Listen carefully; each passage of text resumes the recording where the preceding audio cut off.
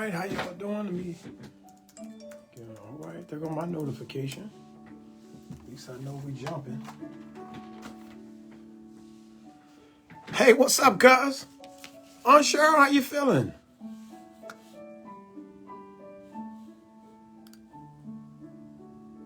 Sister Sims and Sister Sims. What's up, Khalil? Oh, great. All right, we rocking now.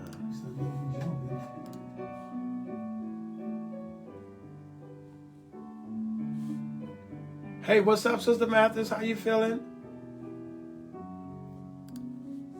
Hey, Sister Williams. Always good to see you, girl. My wife's supposed to call you, Sister Williams. We're supposed to be passing your house. Oh, where's... Okay. What's up, Pop, Mama? Nice to see y'all on.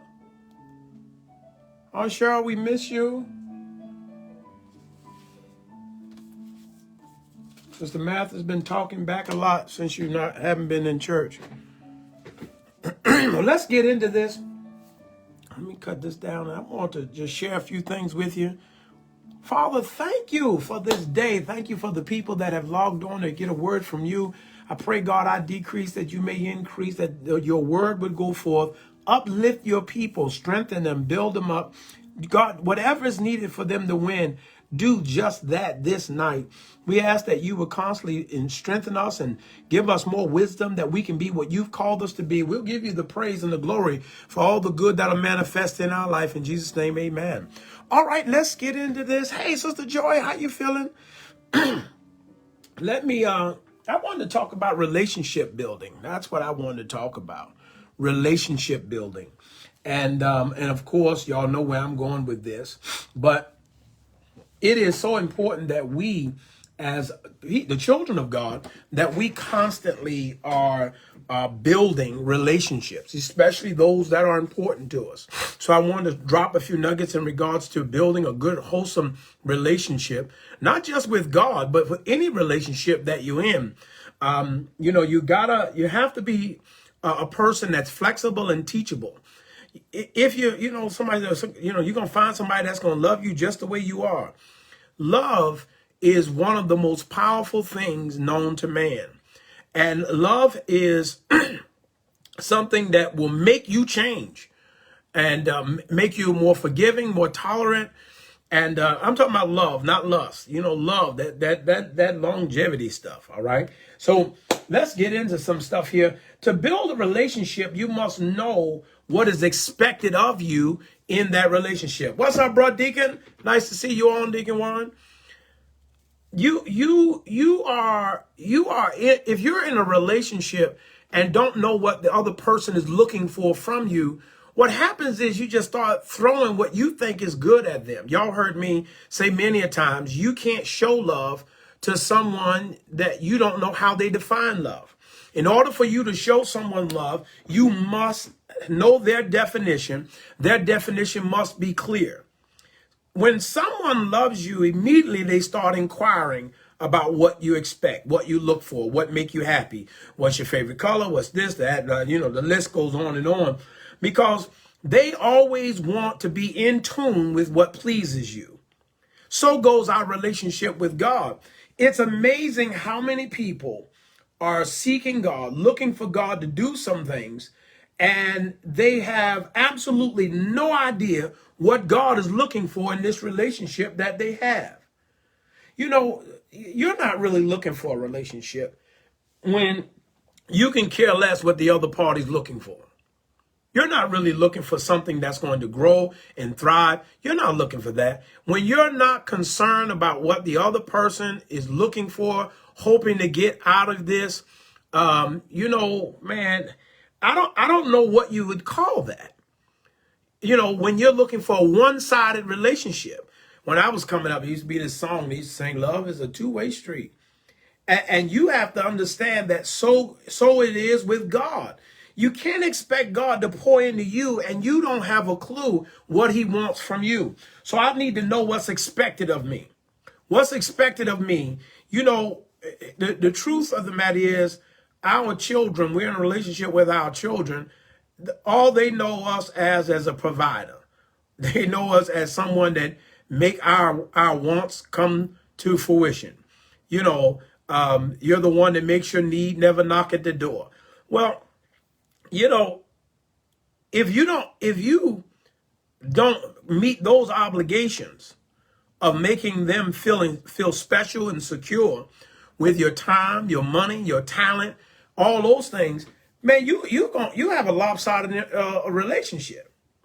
You know, everybody know I have a granddaughter, and my granddaughter, it's amazing how someone so small, so little can snatch your heart.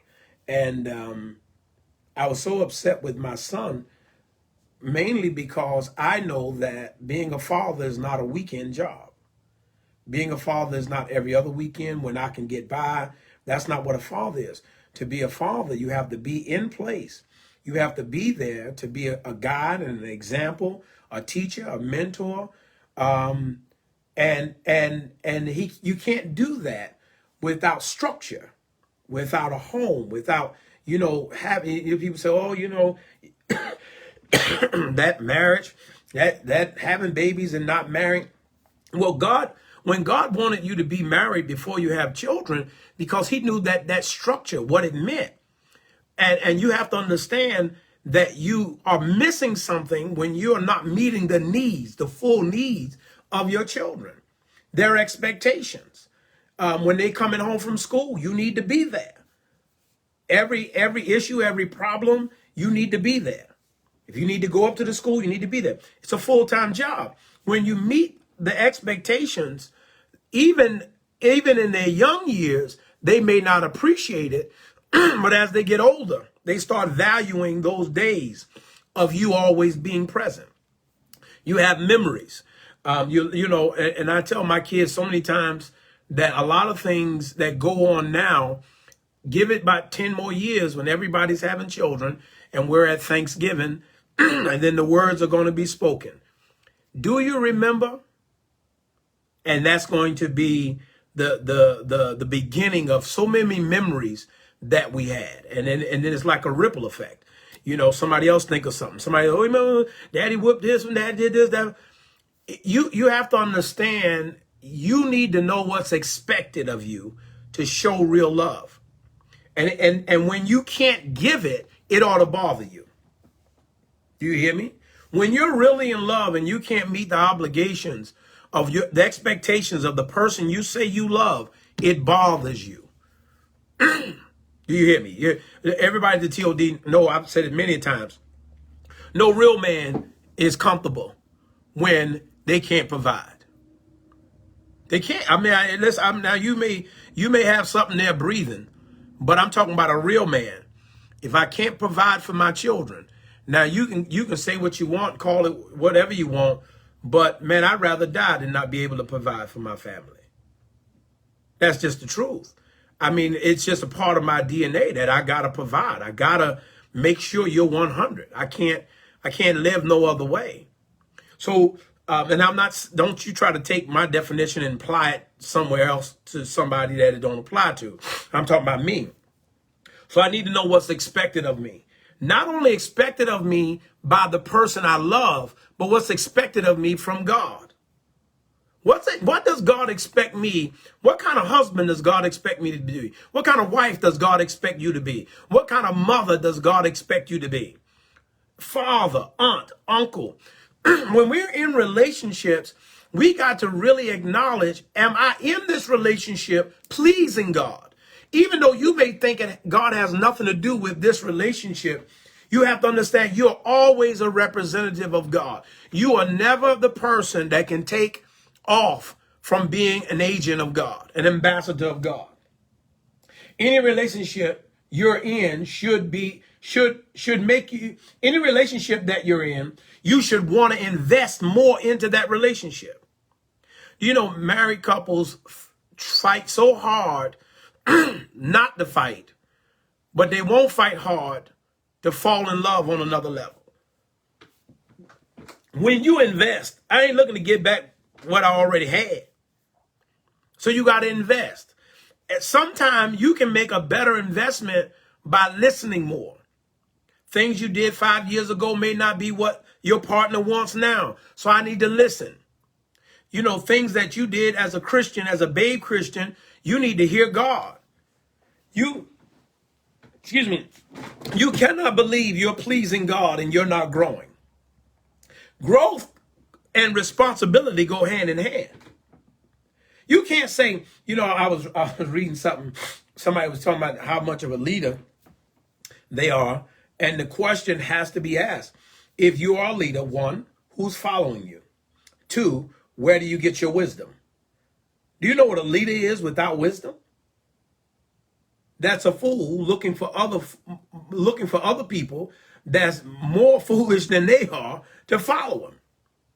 You know, if you're going to build something, any relationship, pastor and parishioner, whether it's husband and wife, mother and daughter, father and son, you got to be willing to invest. You got, you know, I've never gone on father-daughter dates. I've just take the whole family out. But if I'm going to go to another level with my girls, then I need to date them. I need to take them out and I need to, you know, do something different. Investing requires me spending time. What can I do to express my love in a better way, a greater way? You can't, that's how marriages become just plain, lose all the excitement. We just happy we don't fight. We respectful of each other. we kind. We don't talk bad to each other. I understand your boundaries. You understand mine. No. We're not looking to tolerate each other. When a husband start investing, now I'm telling you, you cannot invest in your wife and she don't notice it. I tell people this all the time. You know, people see how Yolanda treat me and they really think, you know, oh, he really takes advantage of her. But you haven't seen how I take care of her. And I'm not talking about money. You haven't seen how I love her. You haven't seen how I pay attention to her. You don't see how I'm very sensitive when I think she's working too much. You don't know all the details. So when she gives me public affection and public care, it's because you don't know what goes on behind the scene. Do you hear me? Listen to me. Any man listen to me tonight. If you're married, you cannot invest in your wife and she not give you a greater return. Are you listening? I'm telling you. I mean, you can't, all things being equal. Now, you didn't marry some nut somewhere. You know, I can't help you. But I'm talking about women are more sensitive to you paying them attention, showing them affection, showing them love. You know, I said this once before. You know, people think, you know, everybody talks about when my wife, if you ever hung out with my wife and I'm very affectionate toward my wife. I pay a lot of attention to my wife. And I'm talking about everything. I pay attention to everything. I notice everything. And this man, I make sure I'm very careful because, you know, some of y'all investigators, he doesn't pay his wife no attention. I don't care, man. It don't bother me. Whatever she do is fine with me. I don't care. No, but you need to understand, you don't have to boss them around, but you definitely can give your opinion on that nail polish. Pay attention. Why don't you care? Why don't you know what she look good in and what she don't? Now, if she don't want your opinion, she gonna do what she want, then you have to, you know what I mean? Now, wives, hear me. If you don't care what your husband think, you dressing for the people at the job, you dressing for the people outside, and not your husband, well, don't be surprised when he ain't paying you no attention, because you ain't gonna change for him. My wife and I, we get ready to go somewhere. I'll look at her and be like, no, we can't. Not tonight. We're not wearing that. And she'll go run back in and change again. Now, you know, here's the thing. You think you want attention until that attention come with demands. I mean, listen, I mean, if we go different places, we have different wardrobes for different places. If we go on to the islands, well, there's a different wardrobe for the islands. We go on to Vegas, we got different wardrobe for Vegas. And there are things you can wear on the island you can't wear out here. All right? Pay attention to your wife. Wives, pay attention to your husbands. If you're not paying attention, you're not investing.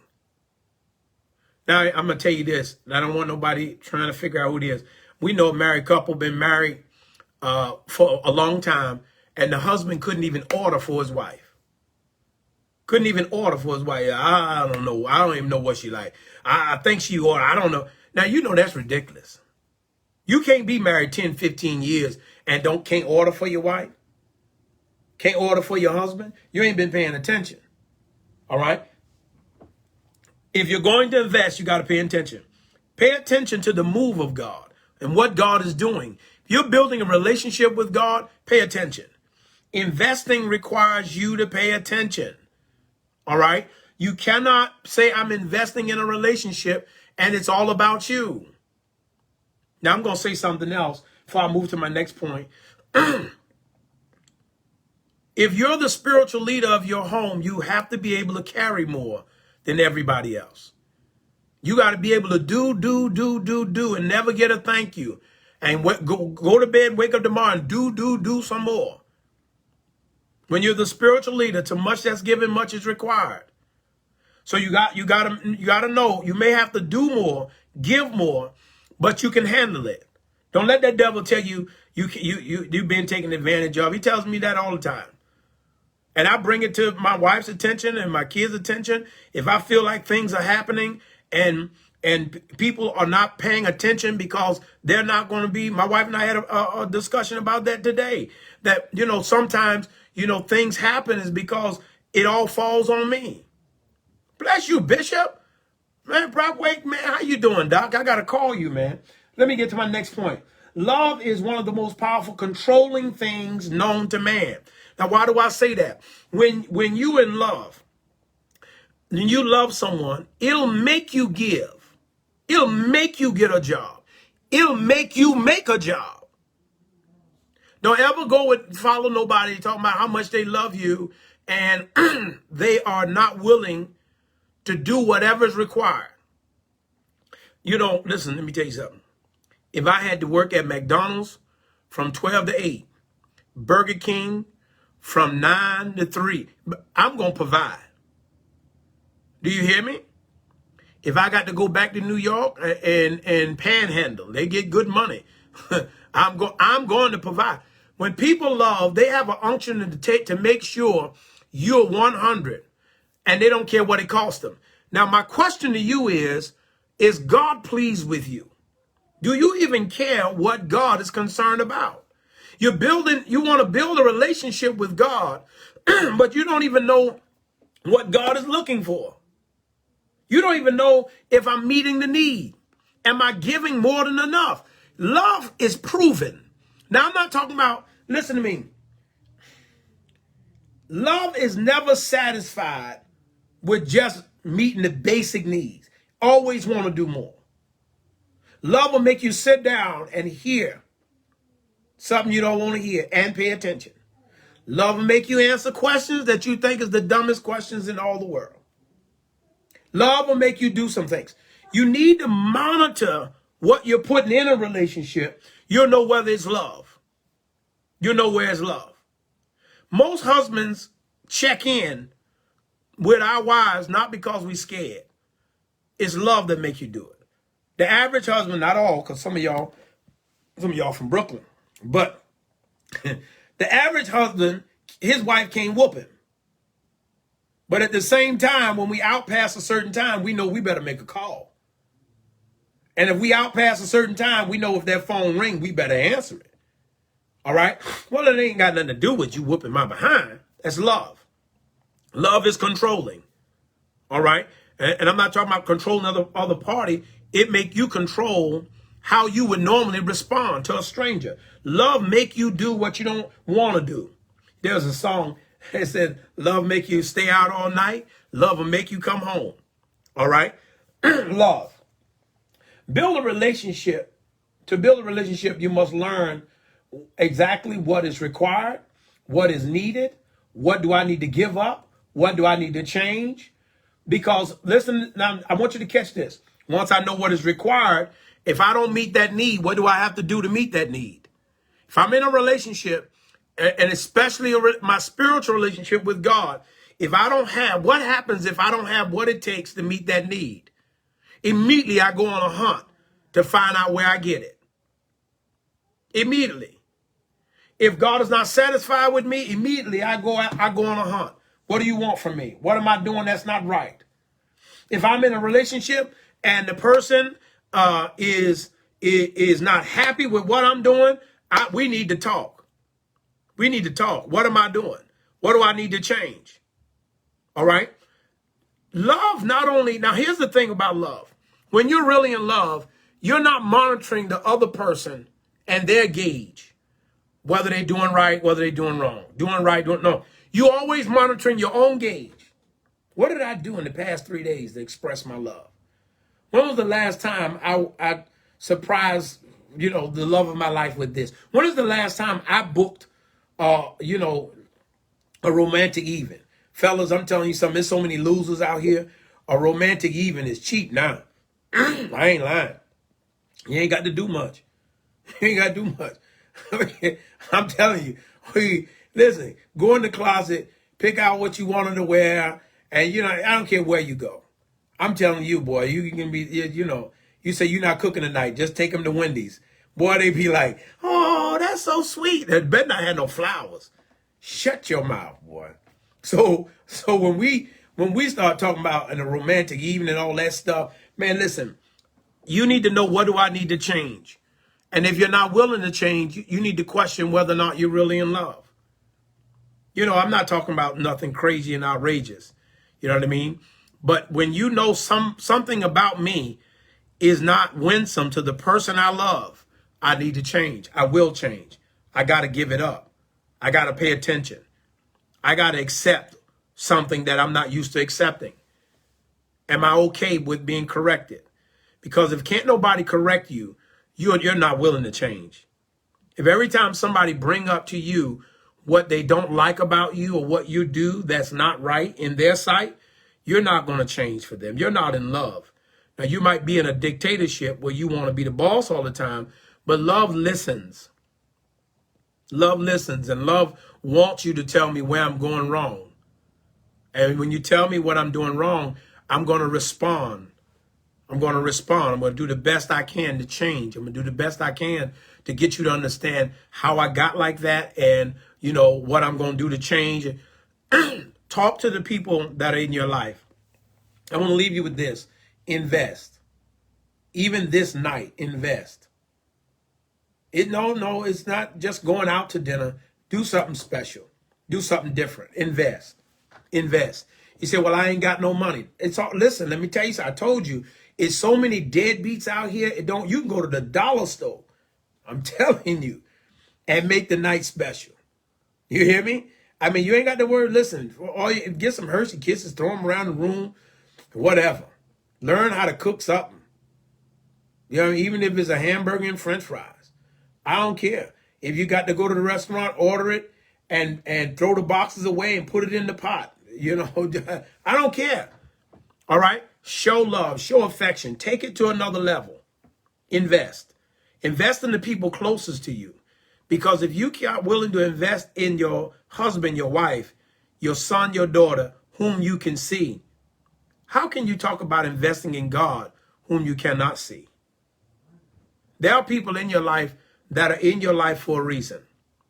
You need to make sure you honor them while you can. Don't take no one for granted. Don't think you always got tomorrow.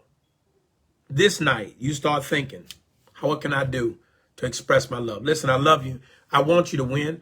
I don't care what's going on in your life. I want you to win. I don't care what nobody say, that, oh, you ain't been to church in a long time. I don't care. I still want you to win. If you've never been to church a day in your life, I don't want you to get a divorce. If you never gave in the church a dime ever in your life, I don't want you homeless. I don't want nothing to take place in your life that's going to make the devil feel like he's a winner. I want you to have the victory in every area. Listen, I love you. We're going to be coming out the first Friday in November. We're going to have a program called Bridging the Gap. Our young people are going to be on. I'm going to tell you more about that. And we're going to be really trying to keep the church in touch with our young people so that the church of tomorrow can grow. Listen, I love you. I want you to win. Be blessed. Take care now.